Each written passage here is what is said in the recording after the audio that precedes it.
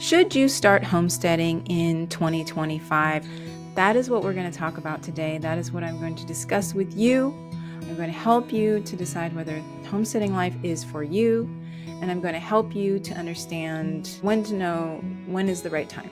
Okay, that's what we're going to talk about today. Hi, my name is Mona Weathers. I am the host of this podcast called Homesteading for Beginners. You're either watching it on YouTube or you're listening to it on the podcast players. Either way, welcome or welcome back. I'm going to tell you a story before I give you some advice on this topic, okay? If you've been around, you may have heard the story already. If you've been around this podcast, you may have heard me tell this story already. It's just a small little story, but it's about my gardening journey, okay? I wanted to start a garden for about 4 years before I actually started the garden.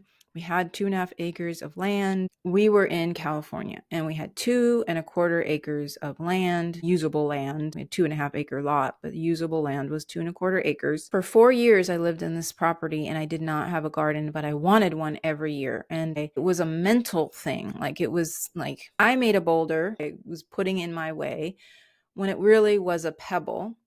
And that's kind of what I want to talk about late, for you as well. But I wanted you to hear the story because it might be more relatable. So my boulder was that our land was hard. It was rocky, sandy. Well, mostly sandy, not rocky. Sandy, hard. It became like a concrete. It was so dry. It was dry. That was the other thing. I didn't have fencing because we just didn't have fencing yet. There was no fencing on the entire property. So to keep away from the rabbits and that were definitely going to eat anything that I grew, I didn't have, any water. I mean, we could put a hose. So it wasn't like there was no trees, there was nothing. Okay. And for 4 years, what we did have was barley. It grew really well there during a certain time of year. So we did have something, but we didn't use that barley for anything. And eventually it stopped coming because we mowed it down. Unfortunately, it was really fun for the kids for a few years, for those years that we had the barley growing. But anyway, my whole thing was I stopped my progress because I thought what it would take to create a garden space was just too much and we couldn't do it. I wish I had not. I would have been 4 years ahead of where I was as far as learning how to garden had I just done what I ended up doing 4 years later, which was saying, forget this. I'm going to stake my ground. And by stake my ground, what I did was we had some leftover rebar on our property that was from the house. There was going to be a house built on our property before we purchased the property. So they had made some progress. And part of that was they had a bunch of rebar for some reason. So it was a rusted old rebar. Okay. And I didn't do anything with it other than laid it on the ground in I don't know, it was like 10 by 20 or 15 by 20 or something like that. And I said, this is my garden. That boulder that was in the way of my progress, and I turned it into a pebble, what it really was. So my point here is, are you doing the same thing? Whatever it is that you want to progress with your homesteading goals, are you making it bigger than it is? Are you saying to yourself, I can't start a homestead because I don't have whatever number of acres you think you need to have. I can't start a homestead because I don't know how to do whatever it is that you really want to do. Whatever boulder you're putting there, are you doing that yourself? Are you putting that in the way? And is it really a pebble? Some things are boulders. I mean, some things are like you can't afford certain things. And I think that's what I was doing as well, was I was saying I couldn't afford to get the fencing. I couldn't afford to amend the soil. I couldn't afford to do things. But if you don't start at all, guess what's going to happen? Nothing. If you don't start somewhere, nothing's going to happen. So what I did when I staked that ground, I told myself, this whole mental mindset thing, I told myself, this is it. We're doing this. We're doing this now. So my question I want you to ask yourself, because this is what I've asked myself over the years, and I continue to ask this to myself, is what can I do today to progress toward my homesteading goals? And Answer that question. Don't just ask that question. Answer that question. What is it? Can you stake your ground and say, this is where my garden is going to be? Can you finally get the supplies you need to make your sourdough bread or whatever it is that you want? What is it that you need to do next? What do you need to do next?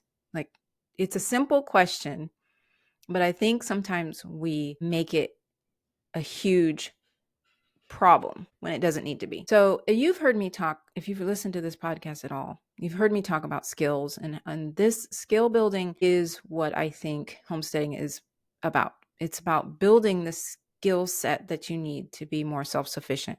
And by self-sufficient, I don't mean that you need to not be with people, with other people, or it's being less dependent.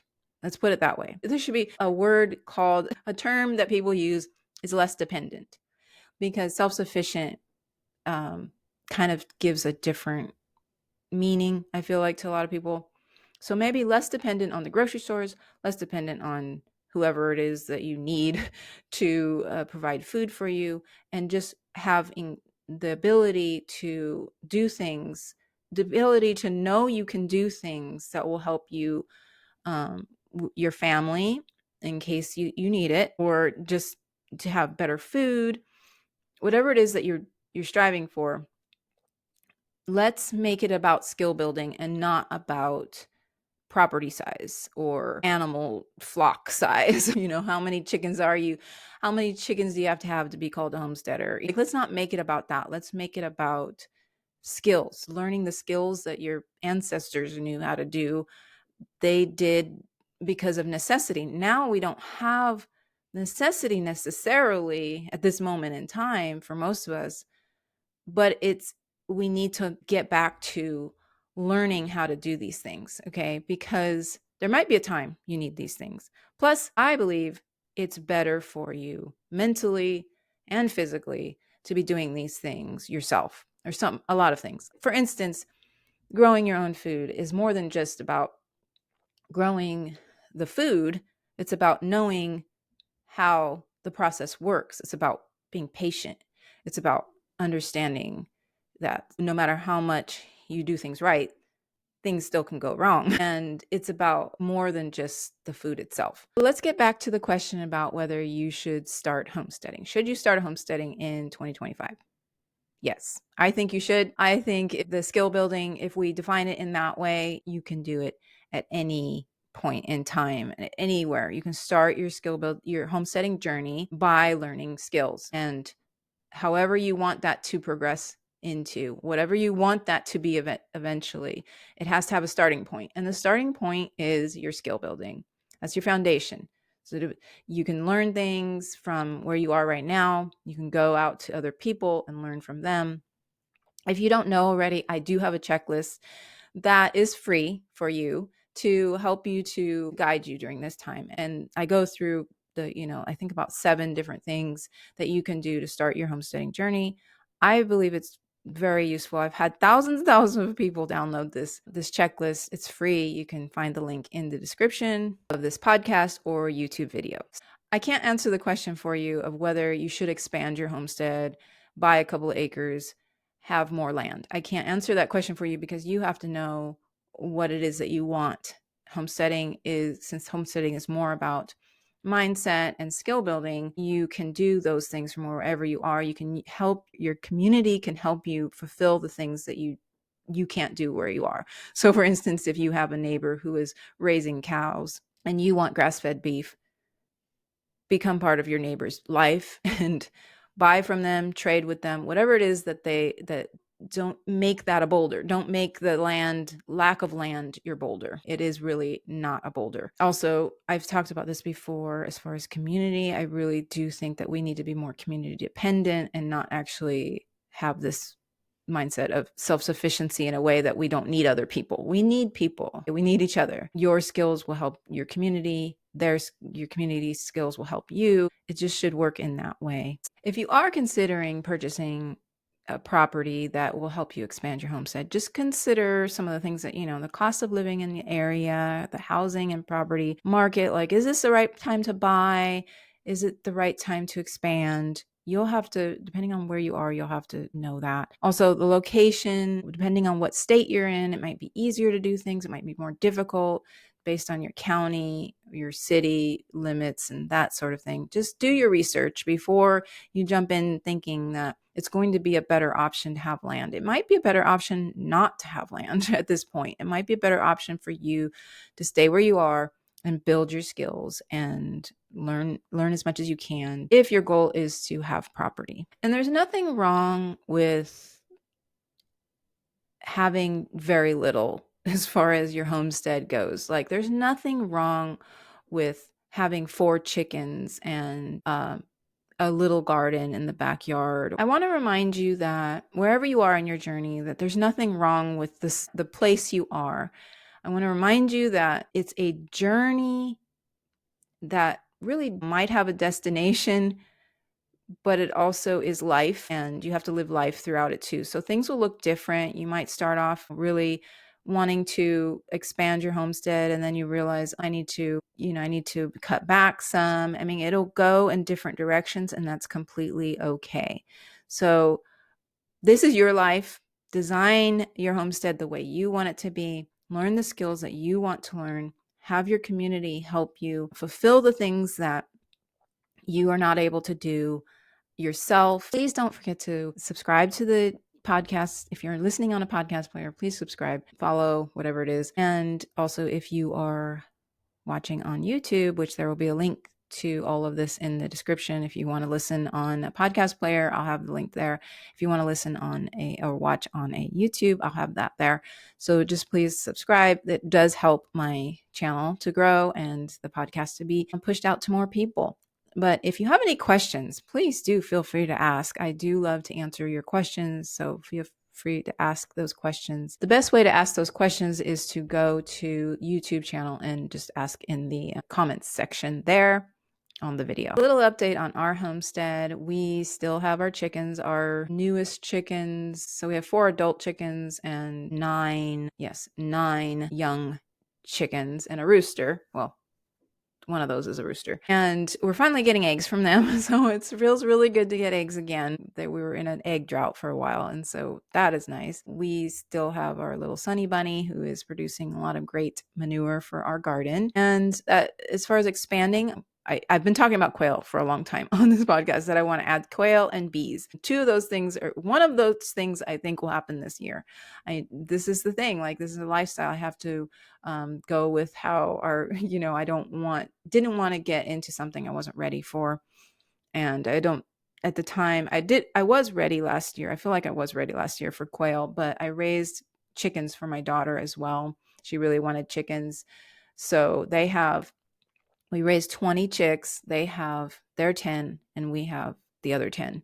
One of them actually got out and got taken by a predator, unfortunately. But my husband actually recently met a family that has a lot of they have a homestead and they have a lot of quail, and they gave him some pickled quail eggs, and they're delicious. And I really want to be able to make pickled quail eggs, but also it was good for my husband to meet them because they offered to let him see their setup and everything. So I think we are closer to the quail than we were last year because of that interaction. And anyway, I just wanted you to hear that.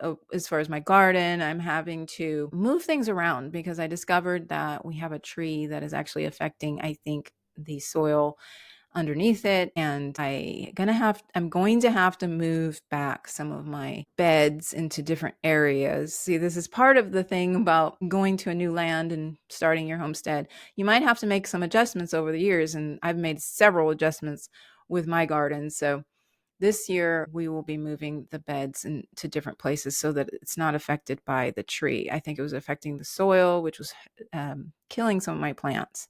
So I'm going to move that over. But I'm excited about this year. I haven't really started much. I haven't actually done anything yet. But I'm okay with that. Like, I don't even have any garlic planted. I never planted garlic, but I'm okay with that. We'll do something else this year. I got a lot of gourds last year, so it'll be really fun for myself and my grandkids to make some birdhouses. I'm excited about that. Anyway, I hope you are having a wonderful day and that you enjoyed this episode. I will talk to you again soon. Hi there. Before you go, I wanted to make sure that you know about a company called Azure Standard. Azure Standard is a family-owned online grocery store that specializes in selling organic, non-GMO, and natural foods, as well as health and household products, delivered directly to customers through a free, independent food supply chain. Essentially, it's a platform to buy bulk, high-quality organic groceries without the need for a physical store visit. Azure reduces waste and saves you money by connecting directly with the independent growers and food producers, shortening the cycle and handling of your food. You have access to organic, fresh vegetables and dry bulk foods, grass-fed dairy and frozen meats, raw honey and non-GMO oils, packaged foods, nutritional supplements, and beauty products. So here's how it works.